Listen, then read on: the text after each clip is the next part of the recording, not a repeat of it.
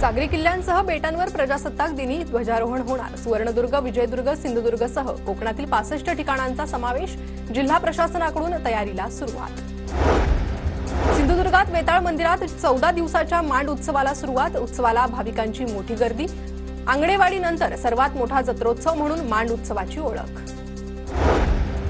उजनीवर विदेशी पाहुण्यांचं आगमन। हजारो किलोमीटरचा प्रवास करून आलेल्या फ्लेमिंगोमुळे धरणांचं निसर्ग सौंदर्य अधिकच खुललं। फ्लेमिंगोंना पाहण्यासाठी पर्यटकांची गर्दी।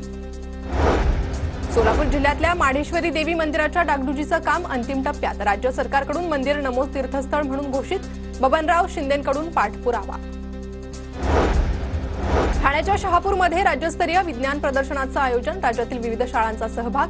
विद्यार्थ्यांकडून विज्ञानाच्या विविध प्रयोगांचं सादरीकरण। अहिल्यानगर जिल्ह्यात धामोरी गावात भूत दिसल्याची अफवा। अंधश्रद्धा निर्मूलन समितीचे कार्यकर्ते गावात अमावस्येला प्रबोधन करणार। शिधापत्रिकाधारकांचा मोबाईल नंबर लिंक होणार। धान्याचा काळा बाजार रोखण्यासाठी मोहीम। बोगस लाभार्थी उघडकीस येणार तर लाभार्थ्यांना हक्काचं धान्य मिळणार। जालना जिल्ह्यात पुन्हा एकदा लंपी रोगाचा प्रादुर्भाव। शेतकरी वर्गात चिंतेचं वातावरण।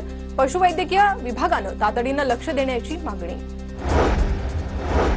मकर संक्रांत निमित्तानं विठ्ठल रुक्मिणी मंदिरात ऑनलाईन आणि व्हीआयपी दर्शन बंद। आजपासून पुढचे 5 दिवस व्हीआयपी आणि ऑनलाईन दर्शन घेता येणार नाही। मंदिर समितीचा निर्णय।